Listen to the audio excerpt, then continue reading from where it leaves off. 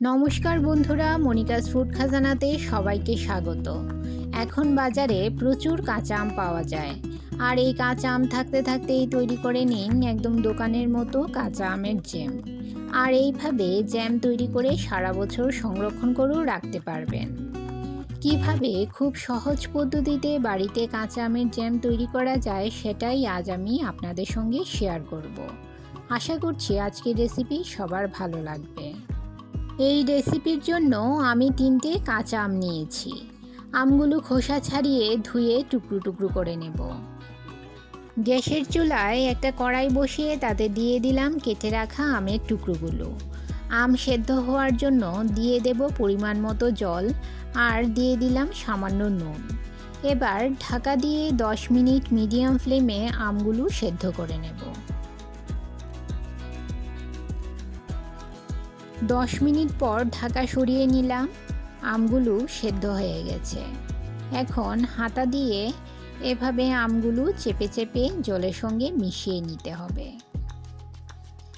এবারে গ্যাসের ফ্লেম বন্ধ করে দেব। আমের পাল্প ও আম সেদ্ধ জল একটা ছাঁকনি দিয়ে ছেঁকে আলাদা করে নেব।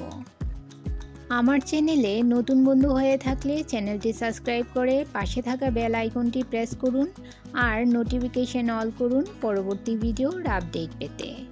আর যারা ফেসবুক থেকে ভিডিওটি দেখছেন তারা ভিডিওটিতে একটা লাইক দিয়ে পেজটি ফলো করুন।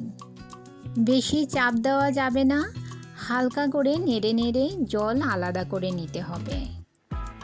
দেখুন, ছেঁকে নেওয়ার পর ছাঁকনিতে আমের পাল্পগুলো রয়ে গেছে। এই পাল্পগুলো ফেলে না দিয়ে যে কোনো রান্নায় ব্যবহার করতে পারেন। এবারে গ্যাসের চুলায় কড়াই বসিয়ে আম সেদ্ধ জল জাল করে নেব। এখানে 2 কাপ পরিমাণ আম সেদ্ধ জল নিয়েছি। 2 কাপ পরিমাণ আম সেদ্ধ জলের সঙ্গে নিয়ে নিতে হবে 2 কাপ পরিমাণ চিনি। যতটুকু আমের জল ততটুকু চিনি ব্যবহার করবেন। চিনি ও আমের জলের পরিমাণ ঠিকঠাক হলেই জ্যামটা পারফেক্ট হবে। মিডিয়াম ফ্লেমে ঘন হওয়া পর্যন্ত আম সেদ্ধ জলটা জাল করে নিতে হবে। এবারে এতে দিয়ে দেব সামান্য পরিমাণ বিট নুন ও 2 ড্রপ ফুড কালার। আপনারা চাইলে ফুড কালার ব্যবহার না করেও এই আমের জ্যাম তৈরি করতে পারেন। শুধুমাত্র দেখার সৌন্দর্যের জন্য আমি এই ফুড কালারটা ব্যবহার করলাম। আর দিয়ে দিলাম 2 চামচ ভিনিগার। ভিনিগার অবশ্যই দেওয়ার চেষ্টা করবেন, এতে করে ফ্রিজে রেখে 1 বছর সংরক্ষণ করা যাবে।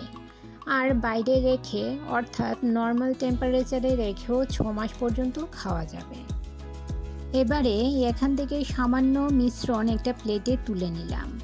আমি আঙুল দিয়ে দেখিয়ে দিচ্ছি। দেখুন, ঠান্ডা হওয়ার পর জমাট বেঁধে গেছে ও চিটচিটে হয়ে গেছে, তার মানে জ্যাম ঠিকঠাক তৈরি হয়েছে। এই পর্যায়ে মিশ্রণটা নামিয়ে নিতে হবে। আর বেশি জাল করা যাবে না, ঠান্ডা হলে এটা আরও ঘন হয়ে যাবে। গরম থাকা অবস্থায় একটা কাচের জারে ভরে নিতে হবে। কয়েক ঘন্টা পর জ্যামটা সেট হয়ে গেছে। এবারে একটা পাউরুটিতে লাগিয়ে দেখিয়ে দিচ্ছি। এইভাবে খুব সহজে বাড়িতেই তৈরি করে নিতে পারবেন কাঁচা আমের জ্যাম। রেসিপিটি ভালো লাগলে অবশ্যই একটা লাইক করুন। আপনার একটা লাইক পৌঁছে দিতে পারে আমার রেসিপি আরও বহু মানুষের কাছে। আজ এই পর্যন্তই। সবাই ভালো থাকুন, সুস্থ থাকুন।